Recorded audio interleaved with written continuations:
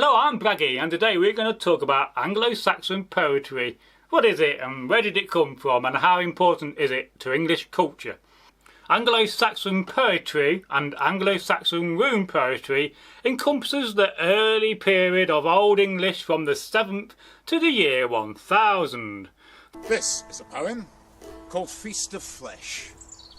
This poem is concerned with a Viking army, believers in the old gods, pagans, worshippers of Thor, god of thunder, and Odin, king of the gods, god of war, battle, poetry, and wisdom. Now Odin has his sacred beasts, the ravens and the wolves. These are the birds and beasts that feed on the carrion left by those who have fallen upon the battlefield. Now it feeds, the cold-eyed raven, on flesh carved by sharpened sacks. Odin's chosen find no haven from the spear or battle axe. Companions fall with dying shrieks under weary weight of mail. We are food for red-ripping beaks as our strength starts to fail. The blackbird appears like thought, with him the wolf, a grim grey ghost. Here where screaming swordsmen fought, they dine upon a fallen host. These beasts that feast on carrion belong to he who lacks one eye. We who hacked and harried won the right to meet him when we die. Thank you. The poetry of this era is rich and varied with both traditional and innovative modes of expression. The Anglo-Saxons were a tribal people who migrated to Britain from central Germany in the mid-5th century. Over the next centuries they established a strong presence in what is now England, and their influence can be seen in the language, culture and literature of England and Wales. The Kraken roars for its release by Tyrkir Thorkelson, awoken from eons of sleep, rising up from the leagues of deep. The Kraken roars for its release, echoes so loud they never cease. It has many arms to tangle, to seize, to grasp, and to strangle the toilers on the jet-black sea, who it drags down, unless they flee.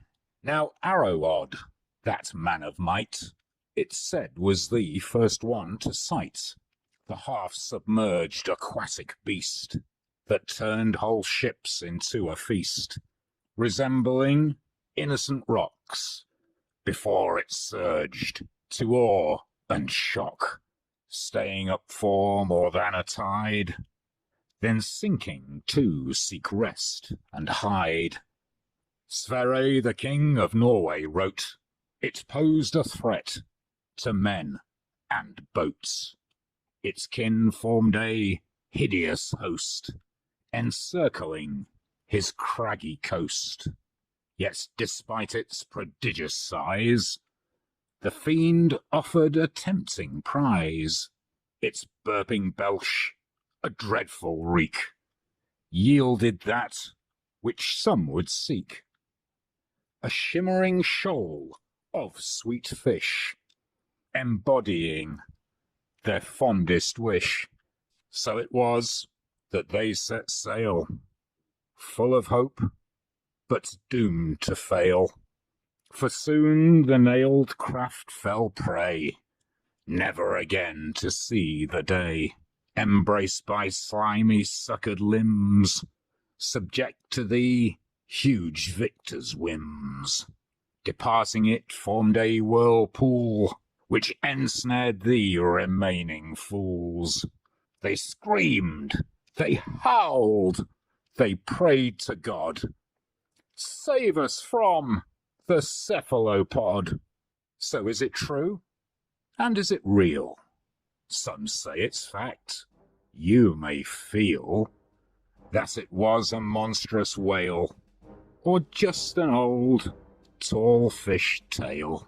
Anglo-Saxon poetry is lyrical and expressive and often incorporates traditional expressions and poetic devices in innovative new forms. Mara by Tyrkir Thorkelson.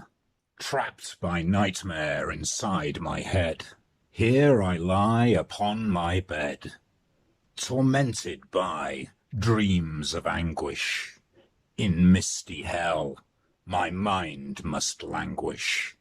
Fever image disturbs my sleep, in sweating throes of slumbers deep. For now it is the midnight hour, I fall into Mara's power. Serene her beauty is immortal, as she arrives at my portal. Around closed locks she knows the way, shape-shifting skills come into play. Once inside the bard's still shut door, quiet as fog, crossing the floor, out of the dark fluidly glides the forming figure who will ride. Made manifest, she softly greets me in a voice silken and sweet, a fond caress to the ears, banishing my doubts and fears, beguiling insistent call, bewitching me as it enthralls, prompts longings that cannot be named, a force of nature never tamed. Her satin mane as black as coal, an inky sea to drown my soul. By the perfection of her face, I'm rendered mute, frozen in place. Her fathomless and hungry eyes hold simple truths, no subtle lies. Twin shadow orbs that hypnotize, make me unmoving, paralyzed. Invisible bonds hold my limbs, and leave me subject to her whims. Danger blinded, I do not care, transfixed by her spell-binding stare. I am hopelessly enamoured by supernatural glamour. Unresisting, I am captured, lost in fascinated rapture.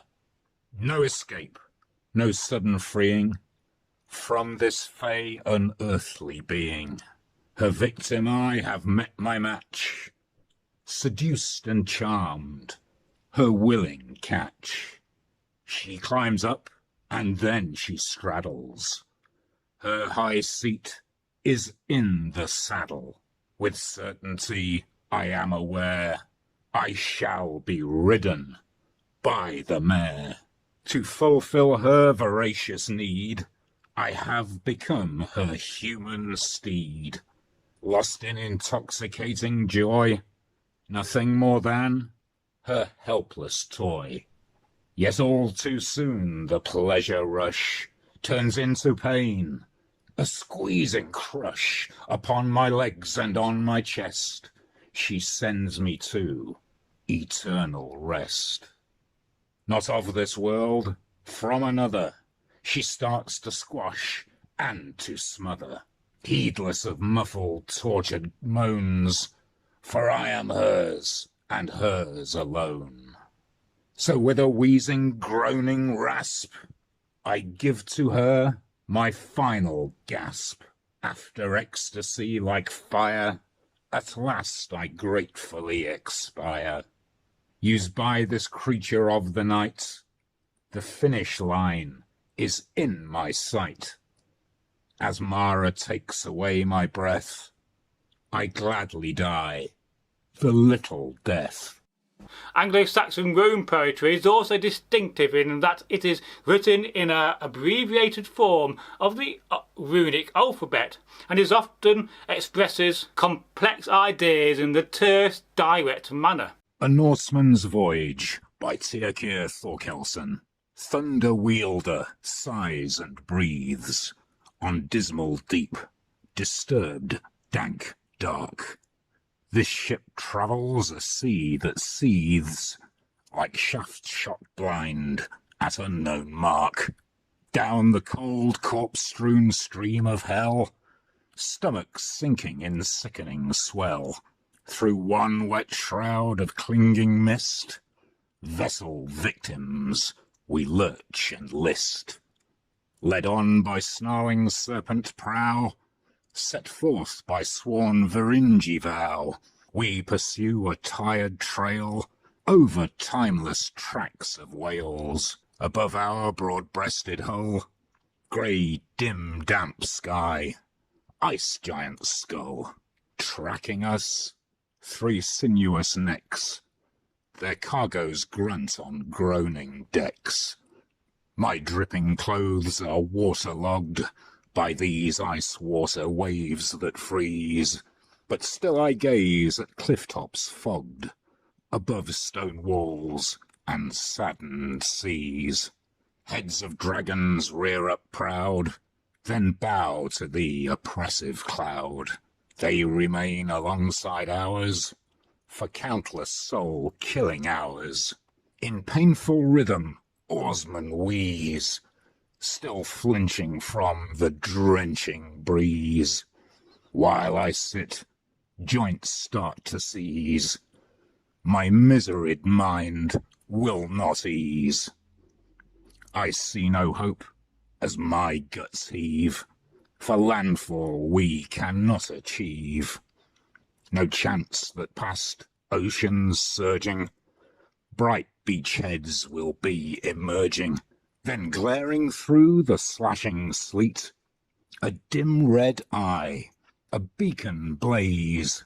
I stare, forget unfeeling feet, as light pierces blank white haze. Anglo-Saxon poetry and Anglo-Saxon rune poetry are very well suited for exploration and descriptive means of their clever use of words, and they can be used to highlight the unique and fascinating aspects of this era of English history.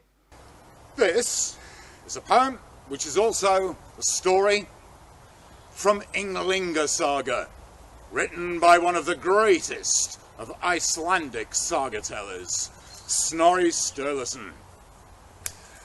Ynglinga Saga tells of the history of the ancient royal family who ruled in Uppsala in Sweden before they moved to Vestfold in Norway.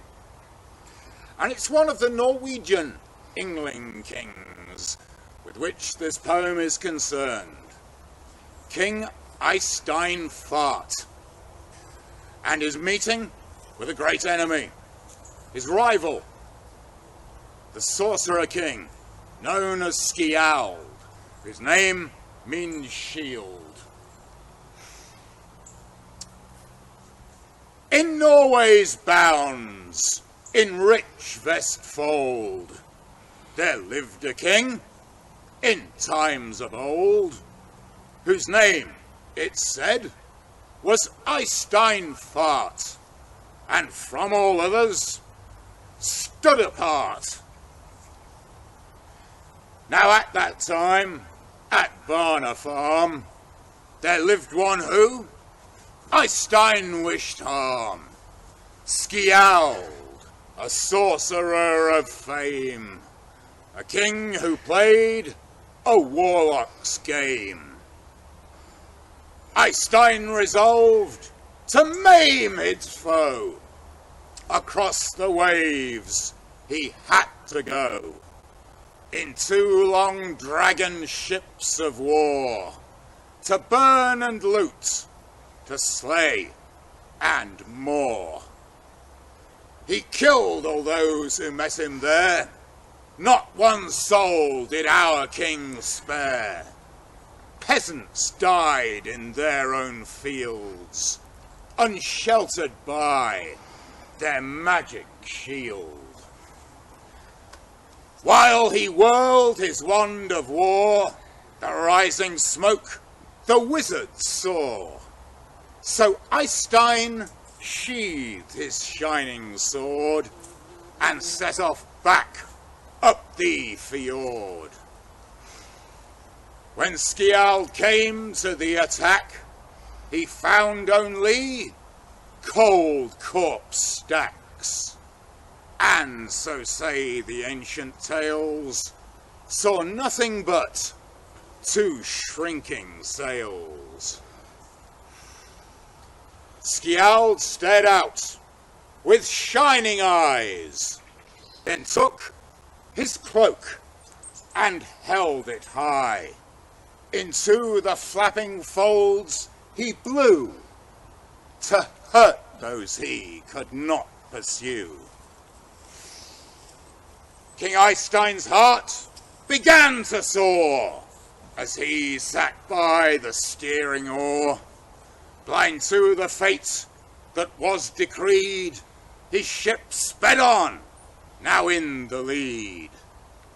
Then from nowhere a sudden breeze caused a dark wave to roughly seize the ship behind and onward urge its serpent prow in one great surge.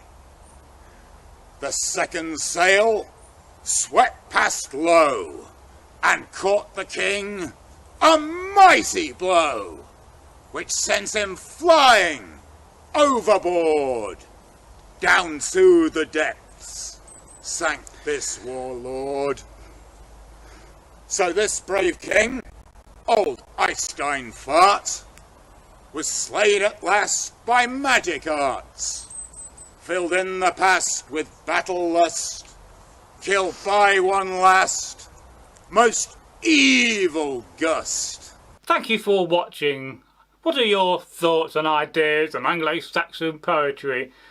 Which is your most favourite piece of Anglo-Saxon literature? Oh, I'd love to know. Please let us know in your thoughts in the comments box below. And please do remember to like and subscribe. That helps our audience and the channel to grow. Thank you for watching. Welcome to Northworthy Sagas and Stories. Please watch our videos and feel free to leave a comment. Please subscribe and also click on the notification bell. Thank you for watching.